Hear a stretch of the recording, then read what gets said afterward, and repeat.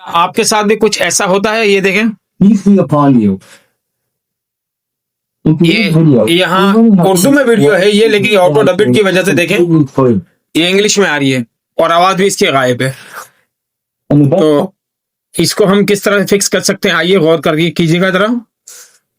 सबसे पहले आप यहाँ वीडियो की सेटिंग में आ जाएं। ये गियर गिरारी का ऑप्शन आपको नजर आ रहा होगा, जैसे मेरा माउस हिल रही है, इस पे क्लिक करें। इसके बाद ये आपको ऑटो ट्रैक, ऑडियो ट्रैक नजर आ रहा होगा ये, ठीक है, इस पे क्लिक कर दें ऑडियो ट्रैक में। उसके बाद यहाँ आपको इस पर टिक लगा इंग्लिश पे, ऑटो डबिट के नीचे आप इसकी जगह आप इसको ओरिजिनल उर्दू पे क्लिक कर दें।